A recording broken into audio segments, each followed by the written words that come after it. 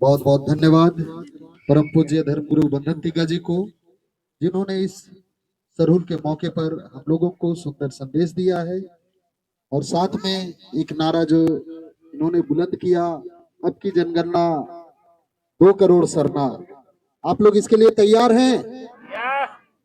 तो एक बार हम लोग इसके लिए जोरदार नारा लगाएंगे।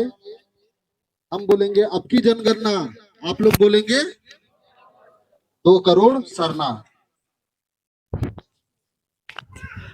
अब की जनगणना 2 करोड़ सरना, अब की जनगणना 2 करोड़ सरना, अब की जनगणना 2 करोड़ सरना, अब की जनगणना 2 करोड़ सरना, जय सरना, जय सरना, जय सरना,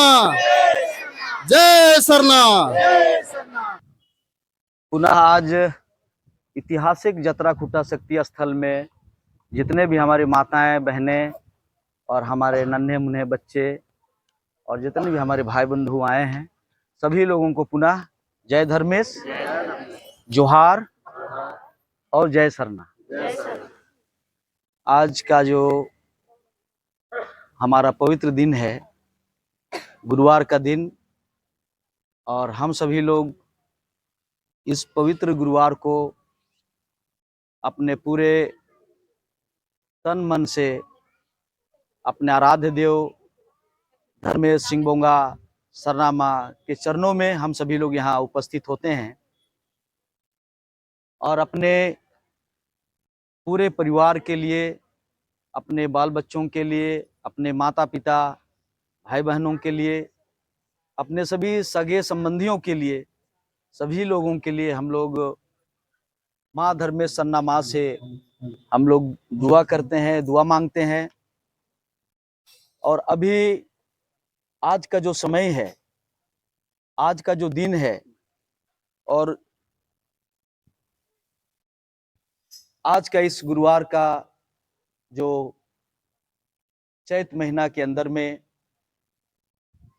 हम सभी लोग सरहुल पूजा मनाने की ओर आगे हम लोग बढ़ रहे हैं। और हमारा जो पवित्र महापर्व, जिसको हम खद्दी बहा कई नामों से इस पर्व को हम लोग नाम लेते हैं, और हमारा जो खद्दी पर्व है, सरहुल महापर्व जो है, जिसे पूरे दुनिया के लोग इस बात को जानते हैं कि सरहुल पर्व जो है वो प्रकृति पर्व है। और इस प्रकृति महापर्व हम सभी आदिवासी ही नहीं, बल्कि संसार के, इस ब्रह्मांड के जितने भी जीव जंतु हैं और वनस्पति, सभी लोग मिलकर इस पर्व को हम लोग मनाते हैं। और आज हम आदिवासी इस पर्व को पूरे हर्षोल्लास के साथ, पूरे तन मन से अपने गांव में, अपने टोला में, या जहां पर भी हम नौकरी पेशा या अन्य कार्यक्रमों को, या जो भी काम धंधा के लिए हम सभी लोग बाहर जाते हैं, सभी जगहों पर अगर समय मिलता है तो इस पर्व के दिन सभी लोग छुट्टी लेके भी अपने अपने गांव में, कस्बों में प्रकृति महापर्व सरहुल को मनाने के लिए एकत्रित होते हैं। और पर्व आने के पूर्व, जैसा कि हम सभी लोग जानते हैं कि कोई ये नई बात नहीं है, अखरा को सजाया जाता है। महीनों से हमारे गांव के युवा युवतियां अखरा में नृत्य करते हैं और सरहुल पर्व की तैयारी में लग जाते हैं। आज समय कुछ बदल गया है, हम सभी लोग ज़्यादा ही आधुनिकता की ओर आगे बढ़ गए हैं, जिसके कारण से हमारा जो सरहुल महापर्व, जो प्रकृति महापर्व है, जिस तरीके से गांव में पूर्व में जो हमारे माता पिता भाई बहन मनाते थे उस तरीके से हम लोग नहीं मना पा रहे हैं। लेकिन जैसे जैसे हमारे युवा अपनी संस्कृति, अपनी परंपरा, अपनी सभ्यता को समझने लगे हैं और कहाँ पर कमी है, जो हम लोगों ने देखा है, जिस शक्ति स्थल के पास हम सभी लोग आज एकत्रित हुए हैं और आप सभी लोग जानते हैं मुड़मा जतरा शक्ति खुट्टा स्थल जो ऐतिहासिक हमारा जो जतरा खुट्टा स्थल है, जहाँ उरांव मुंडाओं का जो हमारा मिलन स्थल है और ये 40 पाढ़ा का सुप्रीम कोर्ट इसको माना जाता है। और सभी लोग चाहे उरांव हो, मुंडा हो, जो भी इस क्षेत्र में रहते हैं, सभी लोग सरहुल पर्व को बड़े ही हर्षोल्लास के साथ मनाते हैं। और जैसा कि मैंने कहा कि पहले जो हमारा धुमकुड़िया का जो व्यवस्था था और उस व्यवस्था के तहत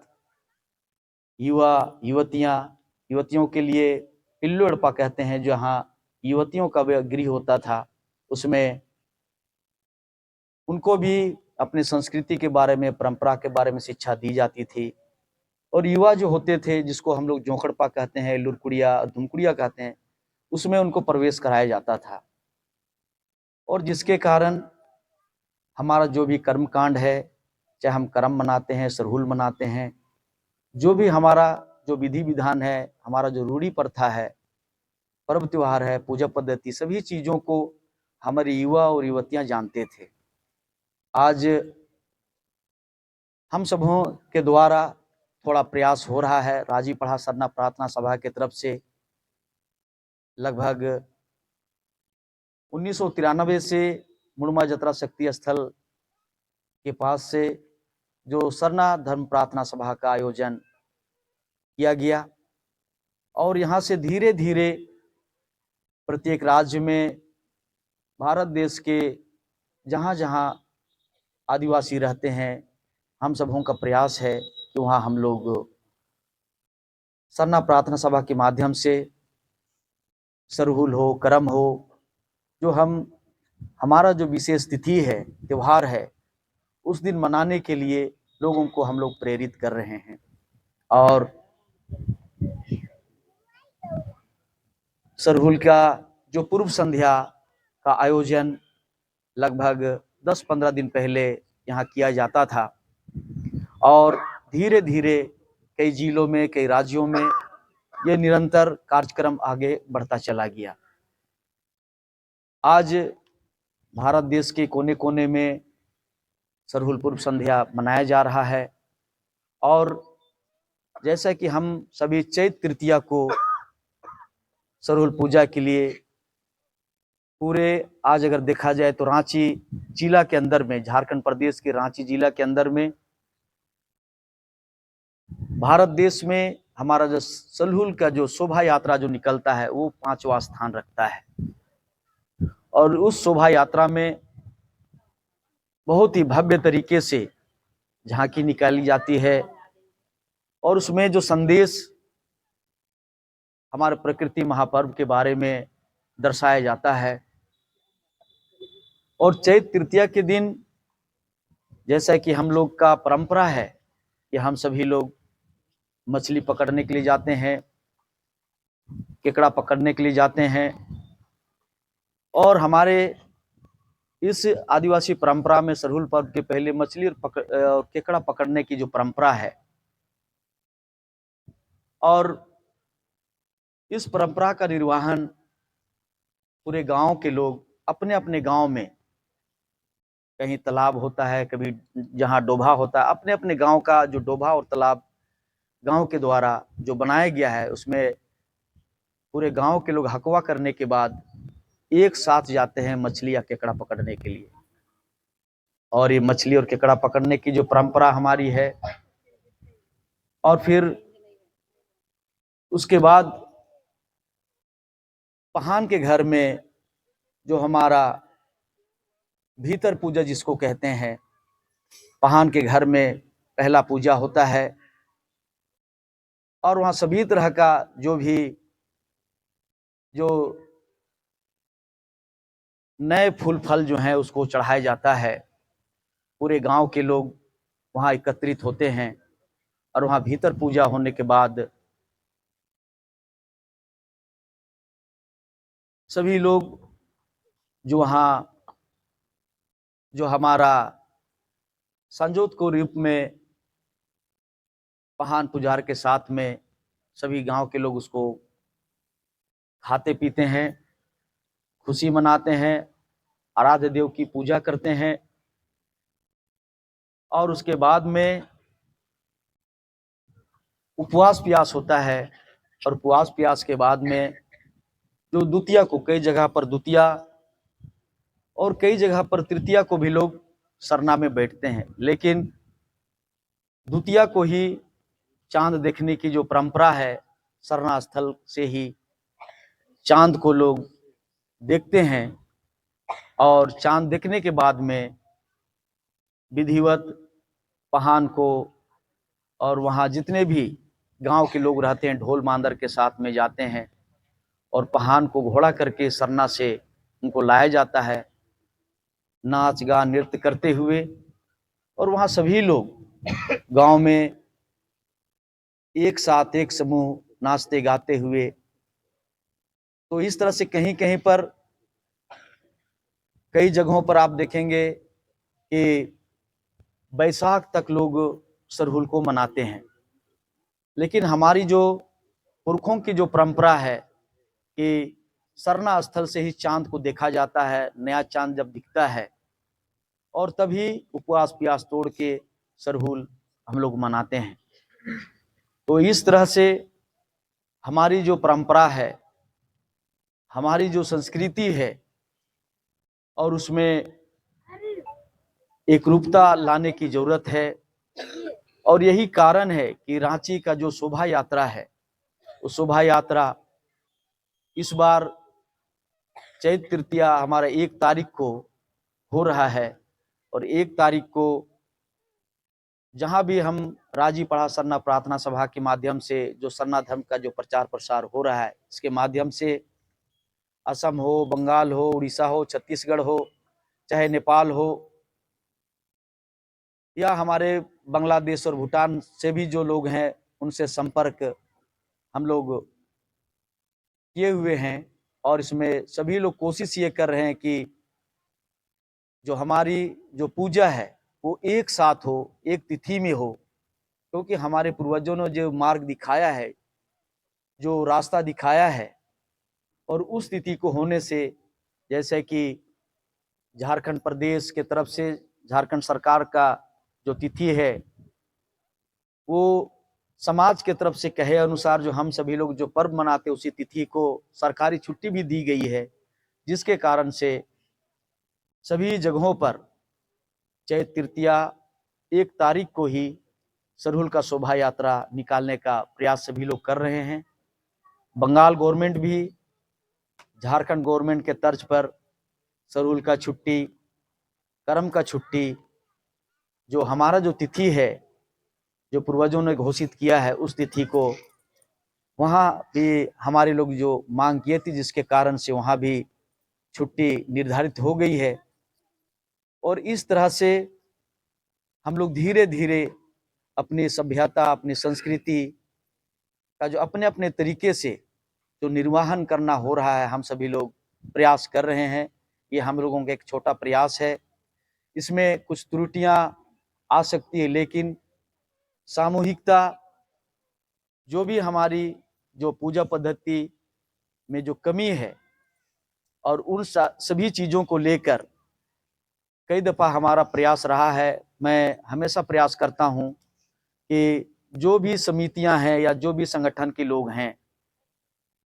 यदि हमारा जो भी पर्व और त्यौहार आता है उसमें सामूहिक रूप से कि हमें उपवास प्यास के लिए या हमारे लिए जो हमारा जो विधि विधान है, हम जो पर्व त्योहार में हमारे पूर्वजों ने जो भी विधि विधान, जो भी कर्मकांड जो दिखाया है, जो प्रचलन में है, जो संस्कृति में है,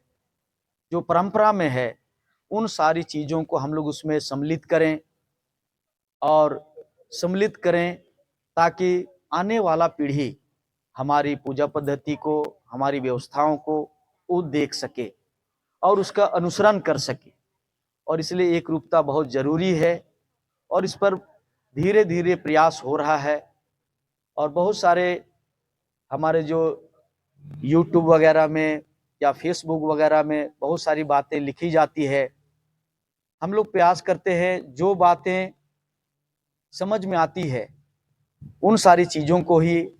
हाईलाइट हम सबों को करना चाहिए। जिसमें विकृतियां हैं, जिसमें गलतियां हैं, हमारा आज के संदेश में मुझे यही कहना है कि जो भी हमारे यूट्यूबर्स हों, फेसबुक चलाते हों, चाहे व्हाट्सएप चलाते हों, जो भी बातें कहते हों, जो भी उचित बात है, जो सही बात हो,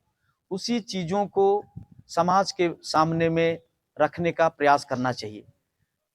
गलत चीज़ों को रखने से क्या होता है कि समाज में एक गलत संदेश जाता है। तर्क वितर्क समाज के बीच में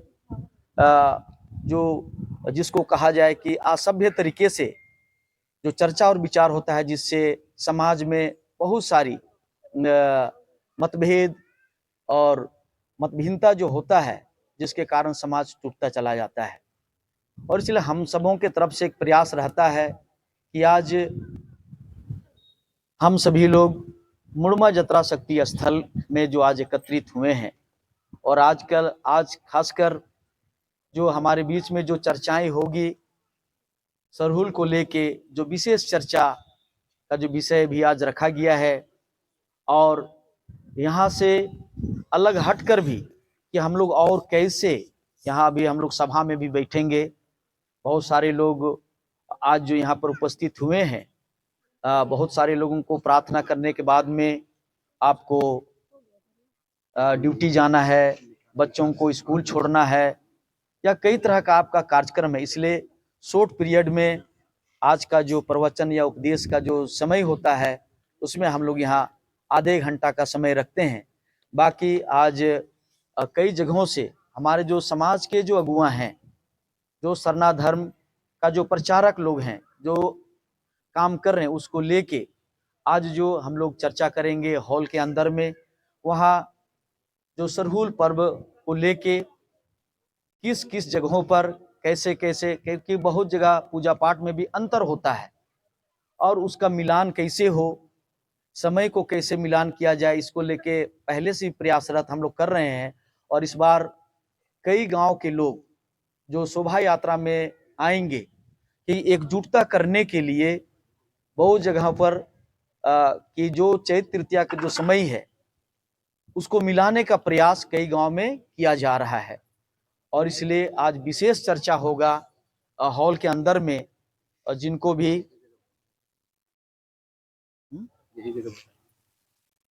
धाप होगा इसकी, तो विशेषकर और जो आज लगातार बैठक भी होगा, और इसलिए जो भी पदाधिकारी आए हैं, बाकी लोग यहाँ जो सरहुल के बारे में भी जो हम लोग चर्चा करेंगे, और इस चर्चा के बाद में जो भी हमारे पदाधिकारी हैं वो समय देंगे, क्योंकि उन्हीं के लिए रखा गया है। तो आज जो सरहुल के बारे में हमारे बीच में 2 शब्द रंतु जी भी रखेंगे, 2 शब्द रवि जी भी रखेंगे। तो खासकर मेरे तरफ से जो छोटा संदेश में मैं यही कहना चाहूँगा कि सरहुल महापर्व में जो संदेश हमारे पूर्वजों के द्वारा जो कहा गया है, और वो विशेष जो प्रार्थना है हमारे लिए, और उस प्रार्थना को हम आज इसमें ऐड करना चाहते हैं, जोड़ना चाहते हैं। सल्लैती कल्लैती टुंगरीती परताती हु रा छा छारा अम्मन चेपन बैठ के सोइड़ के मूकनु बगड़नु कुंगल के ओसोई पुंडोई और ये खेल राजीनु निह नामे विस्तार मनु। और इन कुर्सी नमा उन्टे कंडोनु मुंटे मंचिनुम कुर्सी नमा ओरे ओरे पूजा ननके, और केतिरती केसर की आपदा तीखी लिखे जीरो जीरो कणसा लिखे, ये धरती खेखिल नो निम देवता लिखे थरदर। ये हमारा जो संदेश है, जो हमारे उपदेश में जो कहा गया है, और इस उपदेश में सल्लैती कल्लैती टुंगरीती परताती हूरा छाछारा अम्मन चेपन बैठ के सोइड के मूकनु बगड़ानुम कुंगल के ओसे पुंडो खेखिल राजुन निगे नामे विस्तार मनो पर दो। इसका मतलब ये है कि चारों दिशा से आपकी पूजा से, आपकी प्रार्थना से हम आपको बारिश देंगे। पहाड़ हो, पर्वत हो, सभी जगहों पर नदी नाला को हम भर देंगे। और आप जब इस दुनिया में जन्म लिए हैं तो जिस तरह से कटहल का पेड़ में जड़ से ही आप देखेंगे कि कटहल फलता है, उसी तरह से आप अपने बाल बच्चों को जन्म देंगे। और एक दिन जो सेमल का जो पेड़ होता है बहुत ऊंचा होता है, आप उसी तरह से बड़ा होंगे, बढ़ेंगे, और उसमें जो फल लगता है जिसको कि उराव में कुंगा बोलते हैं, और वो एक दिन पक के फूट जाता है, उसमें सफेद जो रुआ जैसा जो निकलता है, तो उसमें संदेश में ही कहा गया कि एक दिन आप बड़ा होंगे और इस धरती में आप अपने समाज का नाम रोशन करेंगे, आप आगे बढ़ेंगे, तरक्की करेंगे, और एक दिन बूढ़ा हो जाएंगे। जब आपका बाल पकेगा तभी आप इस दुनिया से विदा लेंगे। और जिस तरह से मैंने पूजा बताया है कि कुर्सीनामा गांव में जिस तरह से 12 महीना का जो पूजा होता है, उसी तरह से आप पूजा करेंगे। और जैसे पहान खूट में, महतो खूट में, मुंडा खूट में लोग डंडा कटना करते हैं अपने खूंट के अनुसार, उसी तरह से कुर्सीनामा पूजा आप करेंगे। तब आपका तरक्की होगा, आपका विकास होगा, समाज में एकजुटता होगा। और जिस तरह से जब हम लोग धान बोते हैं, धान काटते हैं, और जब हम लोग खेत से खलियान में ले आते हैं, और खलियान में लाने के बाद में जब उसको ओसाते हैं, तो जो अच्छा बीज, अच्छा धान जो होता है वो एक जगह इकट्ठा होता है, और जो पिलई होता है वो उड़ के अलग हो जाता है। उसी तरह से हमारे बारे में धर्मेश सरना मां ने यही कहा है कि तुम हमारा बिहन हो, और आपको मैंने इस धरती में देव रूप में हमने जन्म दिया है। जिस तरह से हम लोग कलश बनाते हैं, कलशा बनाते हैं, और उसमें फूलों को सजाते हैं, उसी तरह से इस दुनिया का, इस धरती का आप जिस तरह से फूल सुगंधित है, सुगंध देता है, उसी तरह से इस धरती में आपको हम देवता रूप में जन्म दिए हैं। आप भी फूलो फलो और अपना नाम रोशन करो। माँ धर्मेश सरना माँ का जो आशीर्वाद है प्रकृति रूप में हम सबों के लिए, इस सुंदर से जो व्याख्या किया गया है हमारे बारे में, हम मनुष्यों के बारे में, कि मानव जीवन हम लोगों के लिए कितना अनमोल है। और हम धर्मेश सरना माँ का क्या है, पुत्र हैं। हम सभी लोग इस संसार में, ये ब्रह्मांड में जितने लोग भी, ना केवल हम आदिवासी, हम उरांव, इस संसार में जितने भी, क्योंकि इस धरती में दो ही जाति है, एक मनुष्य में एक स्त्री है, दूसरा पुरुष है, दो ही जात हैं। तो इस दुनिया में स्त्री और पुरुष हमारी जो रचना की गई है, हम इस धरती में जो जन्म लिए हैं, और इसलिए हमारे लिए ये धरती एक उपहार स्वरूप है कि ये जन्म पहली बार और अंतिम बार दोबारा किस रूप में हमारा जन्म होगा हम लोग नहीं जानते हैं। और इसलिए ये प्रकृति महापर्व में जो हम लोग मनाने जा रहे हैं, और प्रकृति का जो हम आभार प्रकट करने जा रहे हैं, और इसमें जो बातें कही गई है, जो उपदेश के द्वारा, कि एकैयता मन्यता डाड़ानु ओड़ा खाखा रेरियारी, एकैया मन्यता डाड़ानु ओड़ा खाखा रेरियारी, गुचा भैया एरा से, गुचा भैया पाड़ा से, खद्दी पैरी एरा से, खद्दी पैरी पाड़ा से, एकई अंत आखरा नु पिल्लर जोखा रीर यार नर, गुचा भैया एरा से गुचा भैया पाड़ा से, खद्दी पैरी एरा से खद्दी पैरी पाड़ा से। तो ये जो उपदेश है कि हमारा सरहुल पर्व आ रहा है और जिस पर्व को हम मानव जाति प्रकृति का आभार प्रकट करने के लिए सरना में जाते हैं, अखरा से नाचते गाते हुए पूरे गांव और टोला में खुशी करते हैं। इसमें जो संदेश में कहा गया है कि किस पेड़ के डाल में चिड़िया भी चहचहा रहा है। क्यों चहचहा रहा है? कि पेड़ों में फूल लग गया है और फूल लगने से उसमें फल आ गया है, और इसलिए पंछी को उसका भोजन, पेड़ जो है भोजन लेके आया है। और उस पेड़ के डाल में बहुत सारे और भी जीव जंतु रहते हैं, कीड़े मकोड़े रहते हैं, धरती में भी रहते हैं, पेड़ों में भी रहते हैं। तो उस पेड़ के डाल में जो चिड़िया बैठा है वो भी गीत गा रहा है कि प्रकृति महापर्व आया है जो हमारे लिए फूल और फल लेके आया है। और इसीलिए हमारे लोगों ने उस उपदेश में कहा है कि किस पेड़ के डाल में चिड़िया जो गीत गा रहा है उसको देखने के लिए चलो, उसका गीत को सुनने के लिए चलो। और इसी रूप में गांव के अखड़ा में युवा और युवतियां, सरहुल महापर्व आ रहा है, प्रकृति महापर्व आ रहा है जो हमारा स्वागत करता है फूलों से। हजारों पेड़ है जंगलों में, गांव में, और पेड़ में जो फूल लगे हैं और फूल के द्वारा मौसम भी सुगंधित हो गया है। और इस खुशबू को हम लोग महसूस करने के लिए चलें। और गांव के अखड़ा में जो लड़के और लड़कियां नाच रहे हैं, गा रहे हैं, चलो देखने के लिए जाते हैं, उनके गीत को सुनने के लिए जाते हैं, उस खुशी में शामिल होने के लिए जाते हैं। इस तरह का जो उपदेश कहा गया है इस प्रकृति महापर्व के लिए। तो इस प्रकृति महापर्व में हम लोग किसी व्यक्ति का नहीं, किसी एक आदमी का नहीं, लेकिन ये चराचर जगत में, इस ब्रह्मांड में, इस सृष्टि में ये जो प्रकृति महापर्व है वास्तव में दुनिया का सबसे बड़ा पर्व है। और इस दुनिया का सबसे बड़ा पर्व को ना केवल हम मानव मानते हैं, बल्कि जैसा कि मैंने कहा कि जो जीव जंतु हैं वो भी इसको मनाते हैं, जो हमारे उपदेश और गीतों में जो कहा गया है। जैसा मैंने बताया कि पेड़ के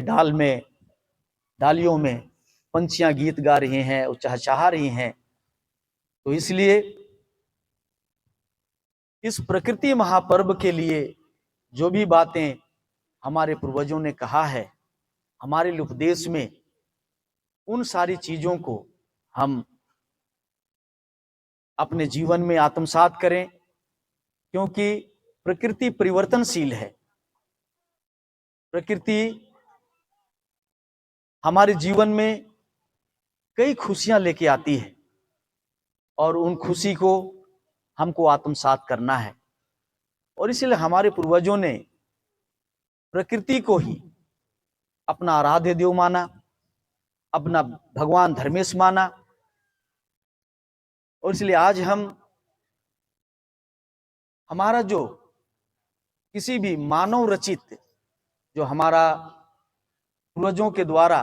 कोई भी धार्मिक ग्रंथ नहीं लिखा गया, हमारे पूर्वजों के द्वारा प्रकृति को ही, नेचर को ही अपना धर्म शास्त्र के रूप में इसको माना गया है। और जो भी गीत हम लोग जो सुनते हैं वो केवल प्रकृति पर ही आधारित है। सूर्य का महिमा मंडन किया गया है, पेड़ों का किया गया है। और इस तरह से जो भी गीत हम लोग सरहुल में गाते हैं, चाहे करम में गाते हैं, उस सभी गीतों में प्रकृति के बारे में ही चर्चा किया गया है। और इसलिए आज इस सरहुल महापर्व के अंदर में हम जब अखड़ा में जाएंगे, अपने सरना में जब हम जाएंगे, तो सभी लोग अपने पारंपरिक वेशभूषा में, जो हमारे लिए इतना खुशी लेके प्रकृति, जो नेचर प्रकृति जो है हमारे लिए खुशी लेके आया है, जो हमारा आराध्य देव है, हमारा भगवान है, हमारा ईश्वर है, हम जिसे माँ सरना के रूप में पूजते हैं, मानते हैं, तो उसका आभार प्रकट करने के लिए हम लोग सरना में उस दिन एकत्रित होंगे। और इस तरह से लगातार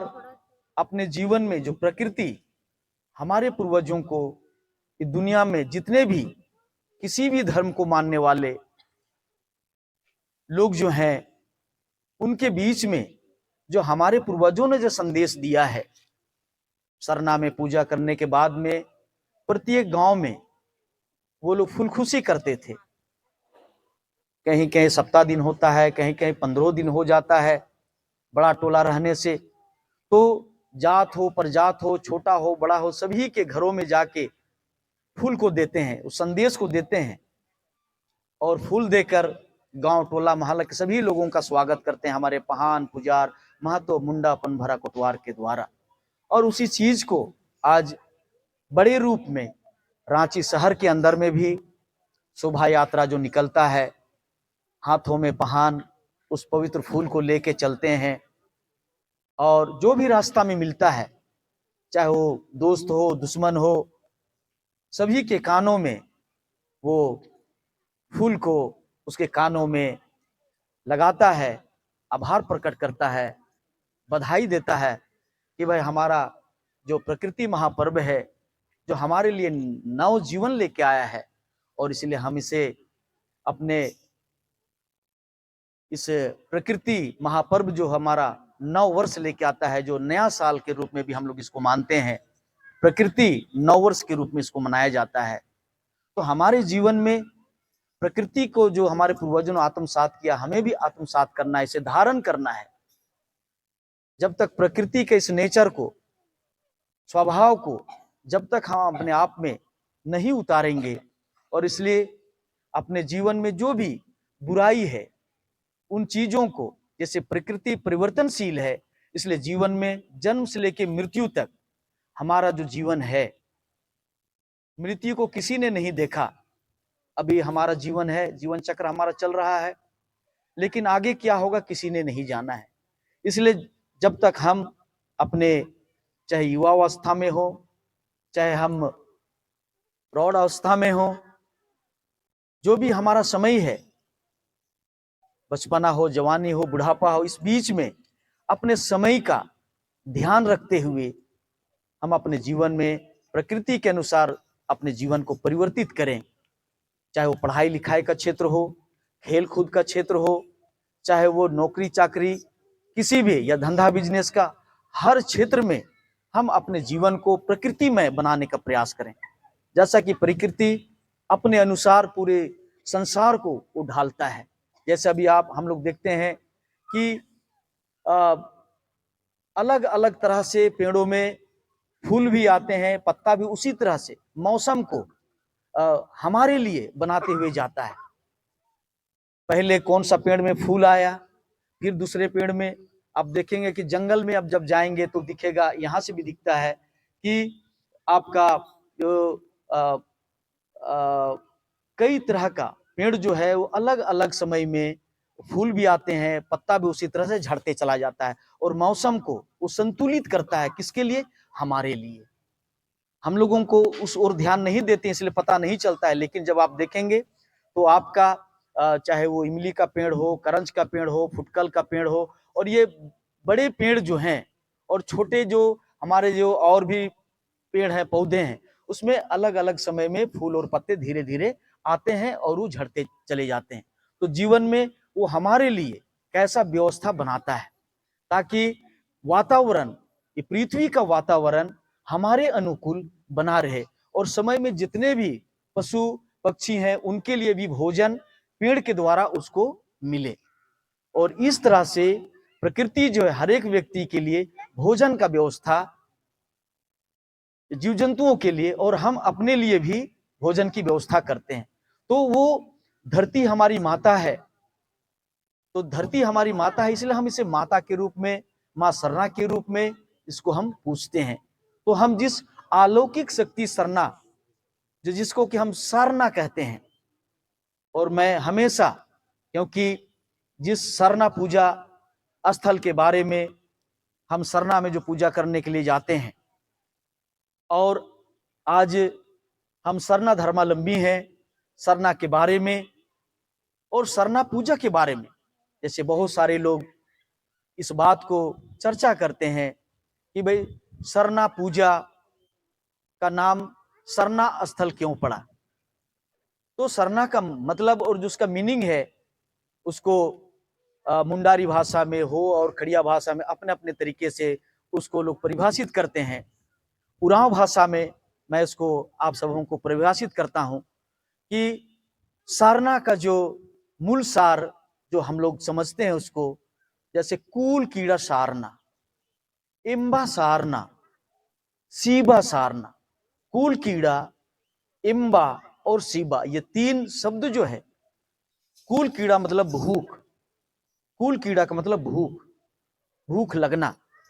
तो जिस तरह से भूख दिखाई नहीं देता है, भूख अगर लग रहा होगा किसी को, प्यास किसी को लग रहा होगा तो दिखाई नहीं देता है। तो कूल कीड़ा सारना और इम्बा सारना, जिस तरह से आप जिस चीज को भी खाते हैं, चाहे भोजन करते हैं,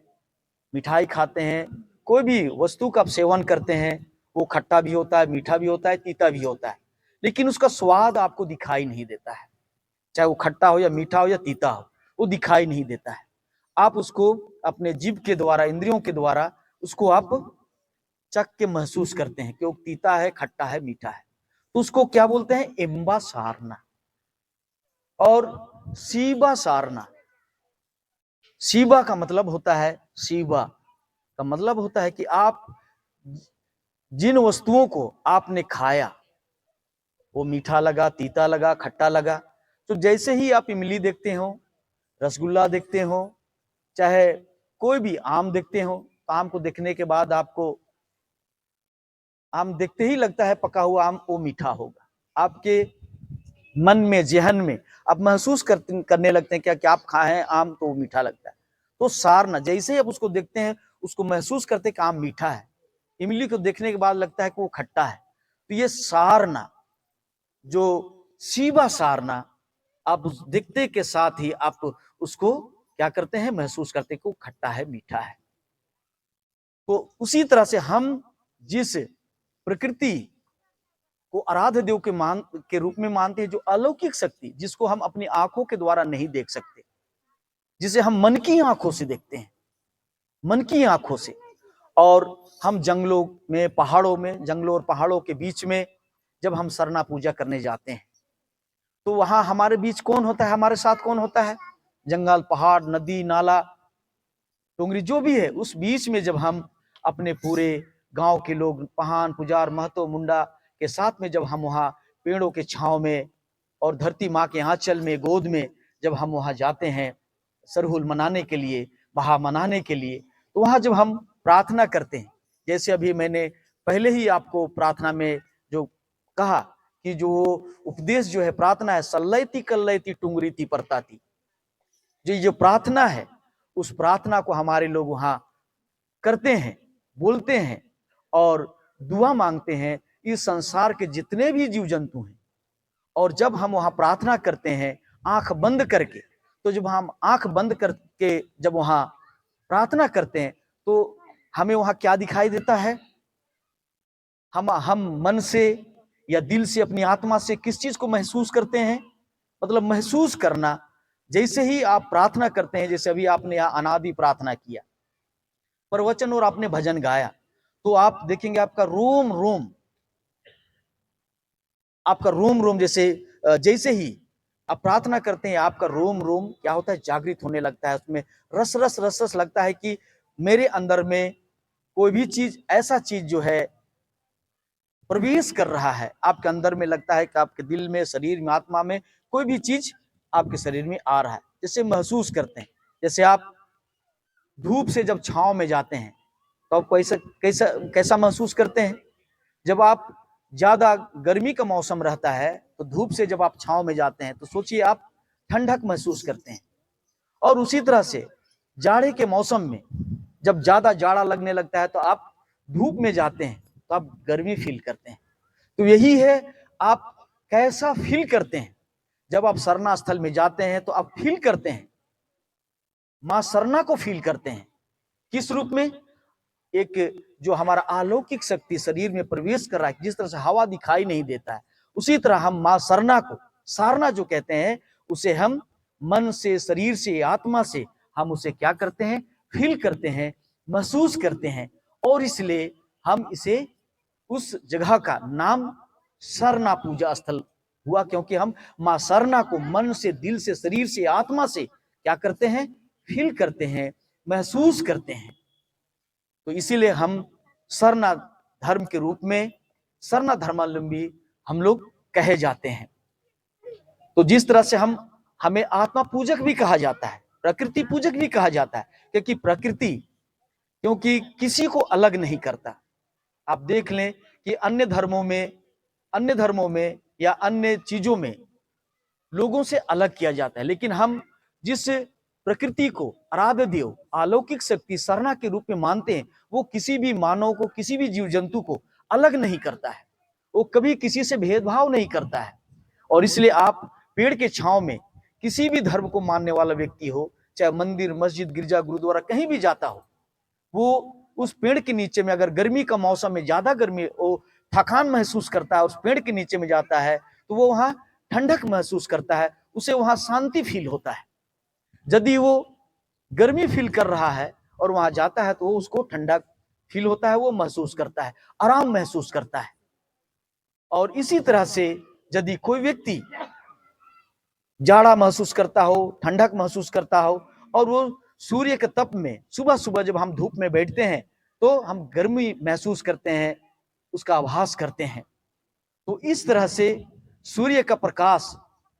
सबके लिए बराबर देता है। आप सभी लोग जानते हैं कि सूर्य का प्रकाश मानव जीवन के लिए ही नहीं, प्रकृति के लिए, ब्रह्मांड के एक एक वस्तु के लिए, सभी जीव जंतुओं के लिए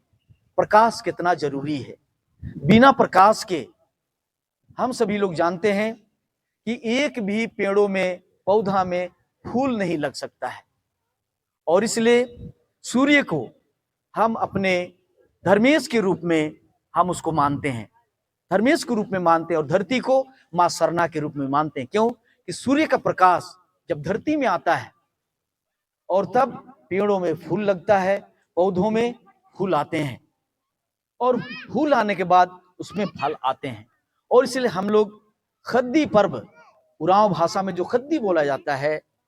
और नैगस और नैगनी, पहान और पहनाइन के शादी के रूप में भी हम लोग इसको मानते हैं। और इसलिए विशेष तौर पर पहान और पहनाइन को भी इसमें सजाया भी जाता है।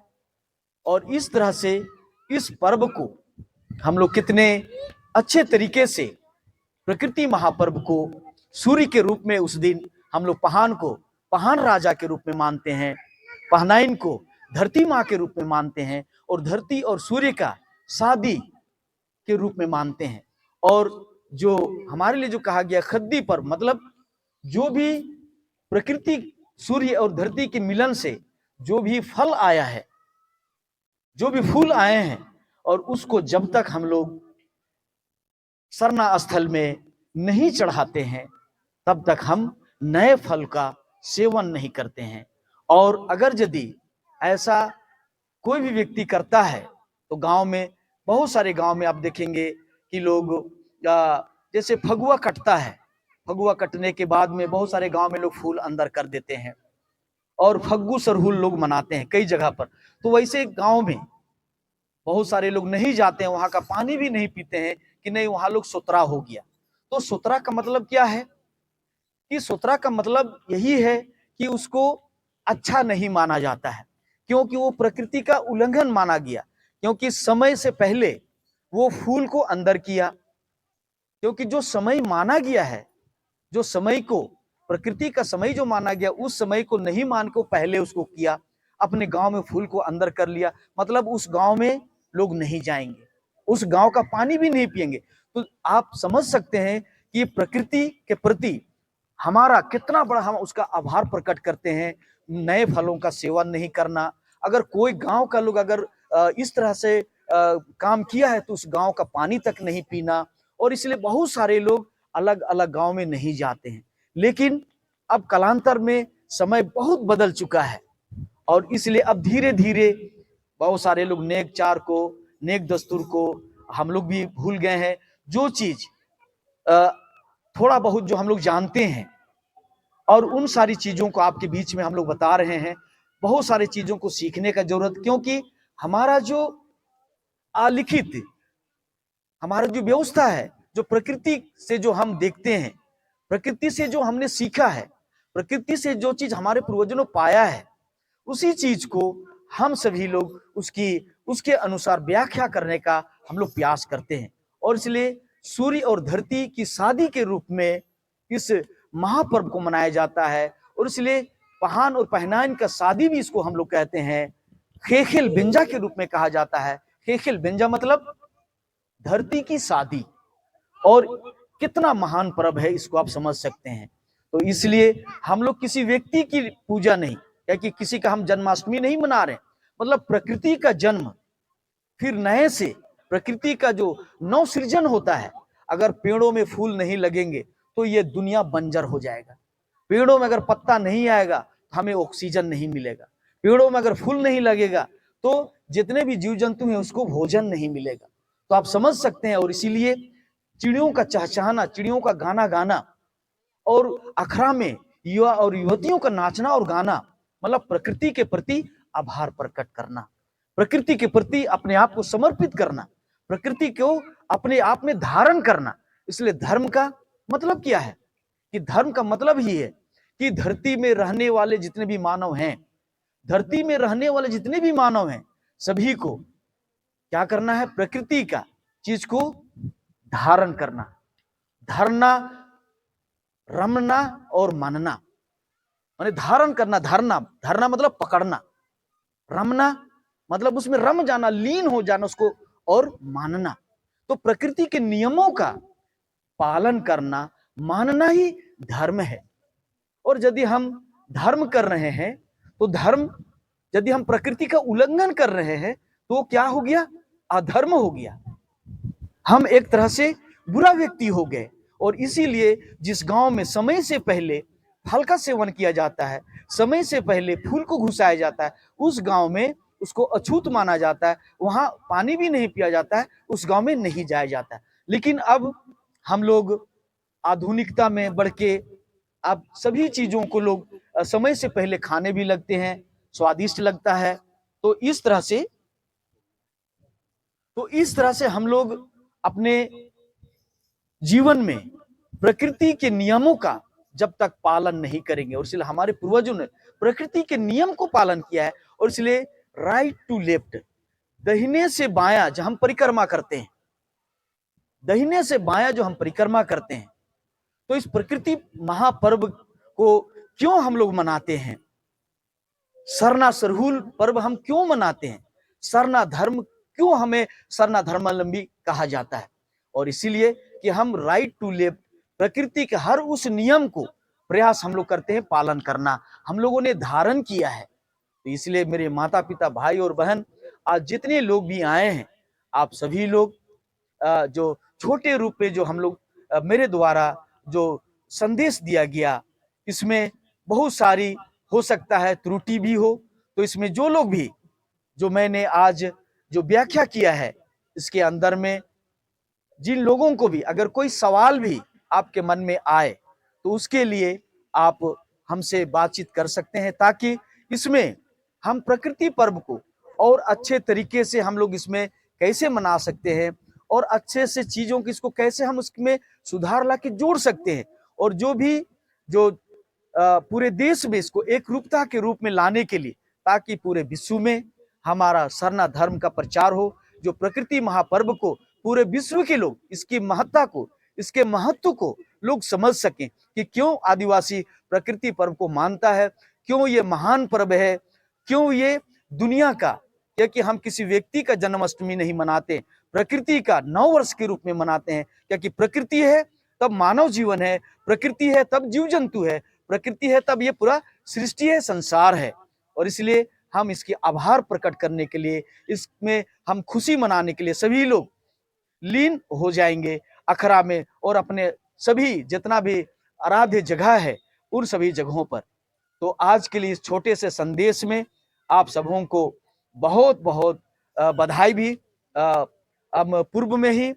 बधाई हम देते हैं आप सभी लोगों को कि आप लोग बहुत सुंदर से आप लोग प्रार्थना, प्रवचन, भजन, सभी तरह का जो भी चीज किया गया उन सारी चीजों को करेंगे। और हमारा जो व्यवस्था था उस व्यवस्था को हम लोग क्या करेंगे, धुमकुड़िया व्यवस्था था उसको ठीक करने के लिए राजी पढ़ा सरना प्रार्थना जितने भी संगठन हैं, पाढ़ा के जो भी हमारे पारंपरिक व्यवस्था के जो लोग भी अगुआ हैं, उन सारे लोगों को भी यहाँ पर बुला के, और अंतिम में मैं आप सभी लोगों को कहना चाहूँगा कि सरना धर्म का जो पूरे देश में, पूरे दुनिया में जो प्रचार प्रसार हो रहा है, इस बार हमारा जो सरना धर्म का प्रचार प्रसार के लिए अब की जनगणना 2 करोड़ सरना, ये सारी चीजों के लिए सरहुल में भी हम लोग ये संदेश देना चाहते हैं। जितने लोग भी गांव जगह क्षेत्र से आए हैं, इस स्लोगन को सभी लोग अपने अपने गांव में, अपने अपने क्षेत्र में जहां पर भी रहेंगे, जुलूस में, शोभा यात्रा में, समय जब मिलेगा, आप जब अनाउंस करेंगे, जरूर इस बात को जिक्र करेंगे, अब की जनगणना 2 करोड़ सरना, अब की जो जनगणना आएगा उसमें सभी लोग, हम लोग सरना को लिखेंगे, सरना। क्योंकि तो एक बार हम लोग अभी रवि जी आएंगे और उनके द्वारा जो ये नारा वगैरह भी हम लोग लगाएंगे, और ये अभी हम लोग सरहुल गीत के रूप में भी 1-2 गो हम लोग भजन के रूप में जो है उसको भी हम लोग गाएंगे, जो भजन भी बनाया हो जो सरहुल का ये राग में है, भोटांग राग में है, कमले बहन के द्वारा हम लोग उसको गाएंगे, कमले जी उसका अगुवाई करेगी। तो अभी हम लोग भजन होगा उसके बाद में। तो हम लोग पिछले 2011 की जनगणना में हम लोग लगभग 50 लाख लोग सरना लिख चुके हैं, लेकिन 2011 के बाद से सरना प्रार्थना सभा का जो प्रचार प्रसार हुआ है वो देश दुनिया पर इतना जबरदस्त हुआ है कि निश्चित रूप से अगर हम लोग एक एक लोग अगर प्रयास करें और विशेष ध्यान दे, केवल खुद सरना नहीं लिखे बल्कि जितने भी अपने नाता रिश्ता के लोग हैं, एक एक लोगों से अगर हम लोग सरना लिखवाए तो निश्चित रूप से हम लोग 2 करोड़ को भी हम लोग पार करेंगे, और उसके बाद सरना कोड देने से कोई नहीं रोक सकता है। तो अब सरकार का नियत नहीं है, लेकिन अगर हम लोग चाह ले तो दुनिया का कोई ताकत सरना कोड मिलने से नहीं रोक सकता है। जय सरना, जय सरना, जय सरना, जय सरना।